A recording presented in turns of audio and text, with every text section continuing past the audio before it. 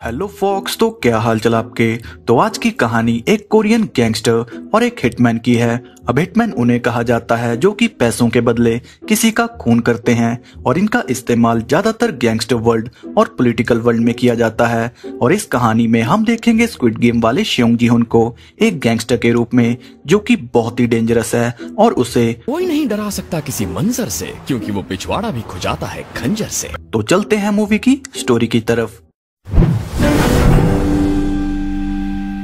कहानी की शुरुआत टोक्यो जापान से होती है, जहां हमें एजेंट शिमिडा के वॉइस ओवर को सुनाया जाता है, जो कि कुरिडा नाम के कोरियन गैंगस्टर के बारे में बता रहा था कि कुरिडा गैंगस्टर कम और शैतान ज्यादा है, जिसने बहुत सी औरतों को बेरहमी से मार दिया और इसके अलावा ये और भी बहुत से घिनौने काम करता है। पर कुछ ही देर में कुरिडा को हॉन्ट करते हुए हिटमैन इन्नाम उसे गला घोटकर मार देता है और यहीं से कुरिडा का साम्राज्य समाप्त हो जाता है। और कुरिडा को मारने के बाद इन्नाम जाकर शिमिडा को मिलता है, जो कि एक तरह का सरकारी एजेंट है। अब क्योंकि ये खुद कुरिडा को नहीं मार सकता था, इसलिए शिमिडा ने इन्नाम को ये काम दिया और काम होने के बाद शिमिडा इन्नाम को पासपोर्ट और बहुत से पैसे देता है, जिसके बाद वो इन्नाम को कहता है कि क्या तुम एक और गैंगस्टर को मार सकते हो। लेकिन गुस्से में आकर इन्नाम इससे इनकार कर देता है और यहाँ से चला जाता है। अब इतने सारे गैंगस्टर को मारने के बाद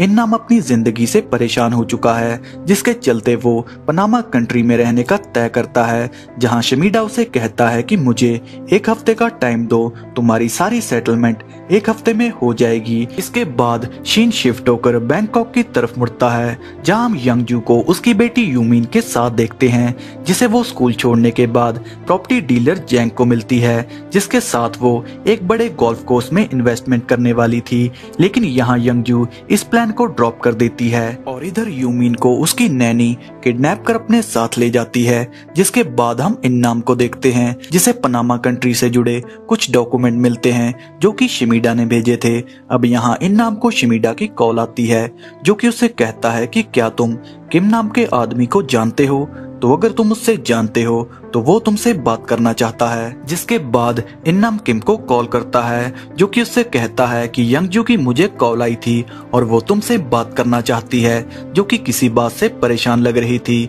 लेकिन इन्नाम उसे कहता है कि वो मेरा बीता हुआ कल थी और अगर दोबारा उसका फोन आए तो बोलना मैं मर चुका हूँ। और इधर यंगजू यूमिन की नैनी के खिलाफ किडनैपिंग का केस कर देती है और यहीं वो देखती है कि और भी बहुत से बच्चे किडनैप हैं, जो कि अब तक नहीं मिले। जिसे देख यंगजू की हिम्मत टूटने लगती है और तभी उसे जैंग की कॉल आती है, जो कि उसे कहता है कि नैनी को मैंने ढूंढ लिया, जो कि यूमिन को छोड़ने के पैसे मांग रही है और तुम जल्दी से जल्दी मेरे पास आ जाओ, लेकिन पुलिस को इसके बारे में मत बताना। अब ये सुनने के बाद यंगजू यहाँ से चली जाती है और कुछ ही दिनों में इन्नाम को किम का मैसेज मिलता है कि यंगजू मर चुकी है, जिसकी बॉडी कोरियन गवर्नमेंट के पास है, क्योंकि यंगजू एक कोरियन थी और उसने मरने से पहले तुम्हारी आइडेंटिटी थाईलैंड गवर्नमेंट को दे दी थी, इसलिए कोरियन ऑफिसर यंगजू को तुम्हारे हवाले करना चाहते हैं। इसके बाद कहानी 8 साल पीछे चली जाती है, जहां हम इन्नाम और किम के बारे में जान पाते हैं,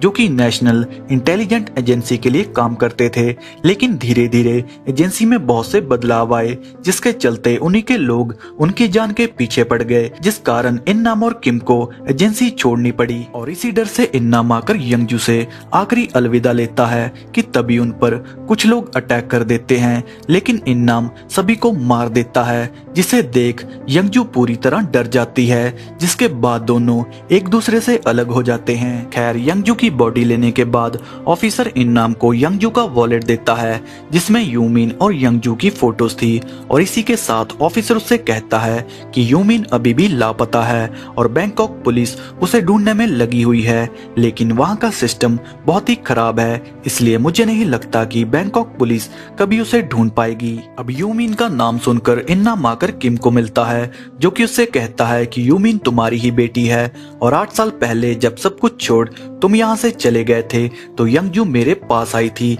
जो कि तुम्हारे बच्चे की माँ बनने वाली थी, लेकिन तब की सिचुएशन कुछ और थी, इसलिए यंगजू बच्चे को लेकर बैंकॉक शिफ्ट हो गई। अब ये सुन इन्नाम यहाँ से चला जाता है, जिसे शिमीडा की कॉल आती है जो कि उससे कहता है कि तुम्हें याद है मैंने तुमसे आखिरी गैंगस्टर को खत्म करने की बात करी थी जिसे तुमने मारने से इनकार कर दिया था। दरअसल वो आखिरी टारगेट रे द बुचर था, जिसे कुरीडा गैंगस्टर की दुनिया में लेकर आया था और उसने रे के लिए बहुत कुछ किया और रे भी कुरीडा को अपना बड़ा भाई मानता था। और क्योंकि अब कुरीडा मर चुका है इसलिए रे से बचने के लिए हम सबको अंडरग्राउंड होना पड़ेगा और अगर जिंदा रहना है तो तुम भी पनामा के लिए जल्दी से जल्दी निकल जाओ, क्योंकि रे अपने दुश्मन को बहुत ही भयानक मौत मारता है, इसलिए उसे रे द बुचर कहते हैं। अब ये बोलने के बाद शिमीडा यहाँ से जाने ही लगता है कि तभी उसकी कार का एक्सीडेंट हो जाता है, जिसके कुछ ही पल बाद हम शिमीडा को रे के पास देखते हैं, जहाँ शिमीडा उन्हें सब कुछ बता देता है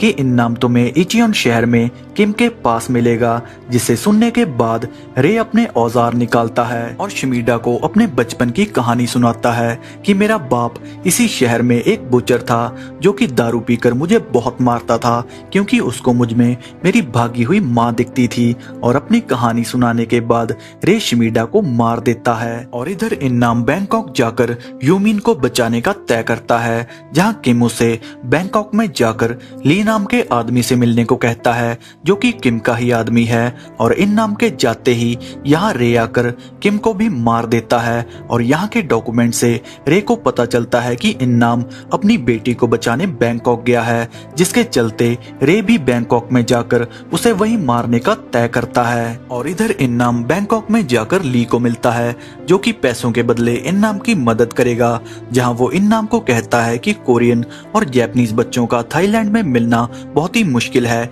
क्योंकि उनके ऑर्गन बहुत ही कीमती होते हैं। जिसके बाद वो यंगजू से जुड़ी कुछ इन्फॉर्मेशन लेकर आता है कि यंगजू के मरने के बाद उसका सारा पैसा जैंग नाम का प्रॉपर्टी डीलर हजम कर गया और ये वही इंसान है जिससे यंगजू गोल्फ कोर्स की डील करने वाली थी और इसी ने नैनी के साथ मिलकर यूमिन को किडनैप किया। अब ये सुन इन्नाम जैंग को फॉलो करने लगता है, जहाँ वो जल्दी ही उसे पकड़कर टॉर्चर करने लगता है, जिसके चलते जैंग सब कुछ रिवील कर देता है कि मैंने ये सब पैसों के लिए किया, लेकिन नैनी ने यूमिन के साथ क्या किया मुझे कुछ नहीं पता। जिसके बाद इन्नाम जैंग को मार देता है और इधर रे भी बैंकॉक पहुंच जाता है, जिसे बैंकॉक के दो लोकल गुंडे गाइड करते हैं जो कि रे को आकर यंगजू और यूमिन की सारी इन्फॉर्मेशन दे देते हैं। और ये खबर सुनने के बाद रे उन्हें कुछ पैसे देता है। अब पैसों के लालच में आकर ये खबरी रे से सारा पैसा लूटने का प्लान बनाते हैं, जो कि उनकी सबसे बड़ी गलती साबित होती है, जहां रे सभी को बेरहमी से मार देता है और आखिर में बचा हुआ खबरी डरकर फ्री में ही रे का साथ देने को मान जाता है। और दूसरी तरफ इन्नाम नैनी को ढूंढकर उसे और उसके पति को टॉर्चर करने लगता है, जहां नैनी इन्नाम को कहती है कि यूमिन को मैंने चापो के पास बेच दिया और इसके अलावा मुझे कुछ नहीं पता। और तभी हम चापो के अड्डे को देखते हैं, जहां बहुत से गुमशुदा बच्चे थे और यहीं हम यूमिन को देखते हैं, जहां एक डॉक्टर क्रिमिनल को कहता है कि इस बच्ची को हम कल ले जाएंगे क्योंकि ये बच्ची कोरियन है और कोरियन बच्चों का मिलना बहुत ही ज्यादा मुश्किल है। खैर इसके बाद ली इन्नाम को कहता है कि अगर वो बच्ची चापो के पास है तो तुम्हें जल्दी उसे ढूंढना होगा, क्योंकि यहाँ याबा नाम की ड्रग्स बिकती है जो कि सिर्फ नाम की है, लेकिन असली काम यहाँ बच्चों के ऑर्गन बेचने का है, इसलिए जल्दी ही तुम्हें यूमिन को ढूंढना होगा। जिसके बाद ली इन्नाम को यूई से मिलवाता है जो कि एक ट्रांसजेंडर है और ये पैसों के बदले यूमिन को ढूंढने में मदद करेगी। जिसके बाद ली उन्हें चापो के एक रेस्टोरेंट का कार्ड देता है कि वहां जाकर बोलना हमें एक बच्चा चाहिए और थोड़ी देर बाद वो तुमसे कांटेक्ट करेंगे, जिसके बाद तुम उनसे यूमिन को खरीद लेना। अब रेस्टोरेंट में थोड़ा वेट करने के बाद उन्हें चापो का आदमी अपने अड्डे पर ले आता है, जहां दोनों को बहुत से बच्चे दिखाए जाते हैं, लेकिन यूमिन इन्नाम को कहीं नहीं मिलती। अब गुस्से में आकर इन्नाम चापो के आदमियों को मारने लगता है, जिसके बाद इन्नाम को पता चलता है कि यूमिन को हार्ट सर्जरी के लिए लैंगयाओ नाम की जगह पर भेज दिया गया। अब इससे पहले इन्नाम यहाँ से निकल पाता, उसी वक्त यहाँ रे द बुचर आ जाता है जो कि सबको मारते हुए इन्नाम की तरफ बढ़ने लगता है, जहाँ दोनों में एक अमेजिंग फाइट होती है, पर दोनों ही एक दूसरे पर भारी पड़ते हैं। लेकिन आखिर में इन्नाम यहाँ से भाग जाता है और दूसरी तरफ यूई को पुलिस पकड़ लेती है जो कि बच्चे को लेकर भाग रही थी। जिसके बाद पुलिस चापो के अड्डे पर रेड मारती है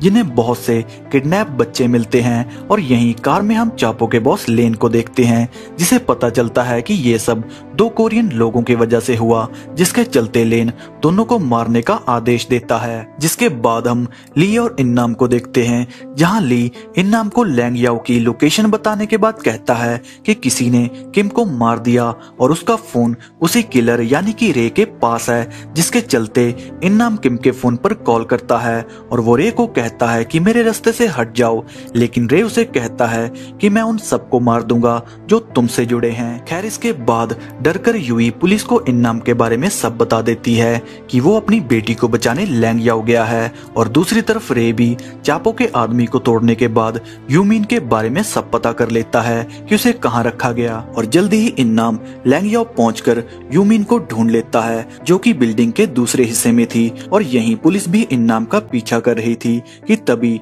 यूमिन को सर्जरी के लिए भेज दिया जाता है। जहां इन्नाम उनकी वैन का पीछा करने लगता है कि तभी टुक टुक में बैठकर यहाँ रे भी पहुंच जाता है जो कि गोलियों की बरसात करते हुए इन्नाम को चेस करने लगता है और यहीं पुलिस भी दोनों को मारने में लग जाती है। लेकिन आखिर में इन्नाम सबको मारकर यूमिन को बचा लेता है और इधर रे भी पुलिस को चकमा देकर भाग जाता है। जिसके बाद इन्नाम ली को कॉल करता है जो कि उसे थाईलैंड से पनामा भेजने वाला था। खैर फिर हम चापो के बॉस लेन को देखते हैं जिसकी रे और इन्नाम के कारण पूरी इलीगल फैक्ट्री एक्सपोज हो चुकी थी, जिसका गुस्सा वो निकालने ही वाला था कि तभी यहाँ एंट्री लेता है रे जो कि लेन को कहता है कि ये सब इन्नाम की वजह से हुआ और तुम उसे मारने में मेरी मदद करो। जिसके बाद रे ली को पकड़ लेता है, मतलब इन्नाम का ठिकाना अब रे को पता चल चुका है और इधर इन्नाम यूई को कॉल कर कहता है कि अगर मुझे कुछ हुआ तो तुम यूमिन का ध्यान रखना और इसके अलावा इन्नाम और भी बहुत सी बातें कहता है जो कि हम आखिर में एक्सप्लेन करेंगे।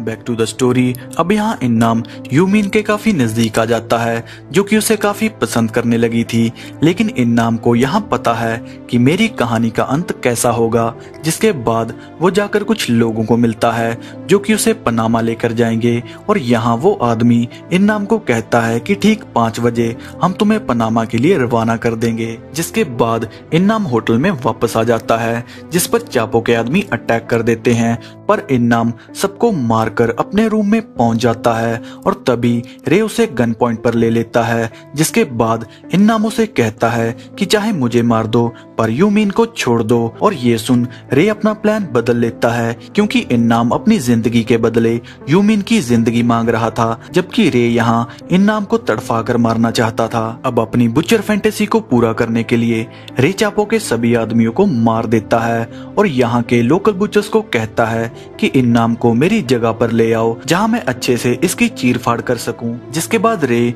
यूमिन को ब्रीफ केस में डालकर ले जाता है और दूसरी तरफ बुचर इन्नाम को जैसे ही अपनी वैन में ले जाने लगते हैं तभी यूई उन्हें देख लेती है जो कि कार को क्रैश कर इन्नाम को बचा लेती है। जिसके बाद इन्नाम रे की वैन का पीछा करने लगता है और कुछ ही देर में इन्नाम रे को गोलियों से जख्मी कर देता है और एक अमेजिंग एंट्री के साथ दोनों में फाइट होने लगती है, जहां थोड़ी ही देर में इन्नाम को पता चलता है कि यूमिन ब्रीफकेस के अंदर है। लेकिन इससे पहले इन्नाम यूमिन को छुड़ा पाता तभी रे उस पर अटैक कर देता है, जिसके बाद इन्नाम एक ग्रेनेड की मदद से वैन को उल्टा देता है जिसमें दोनों बहुत ही ज्यादा जख्मी हो जाते हैं और मौका मिलते ही इन्नाम यूमिन को यूई के साथ भेज देता है, जहां दोनों के दूर जाते ही इन्नाम रे को लेकर सुसाइड कर लेता है। और आखिर में हम देखते हैं कि इन्नाम ने पहले ही यूई को बता दिया था कि मैं शायद ना बचूं, पर मेरे मरने के बाद ये सारे पैसे लेकर तुम पनामा चली जाना और वहां यूमिन के साथ मिलकर एक नई जिंदगी शुरू करना। और कहानी के आखिर में हम इन्नाम के पनामा वाले घर को देखते हैं जहां यूई ने इन्नाम, यंगजू और यूमिन की फैमिली फोटो को जोड़ दिया था और इसी के साथ ये मूवी यहीं पर एंड हो जाती है।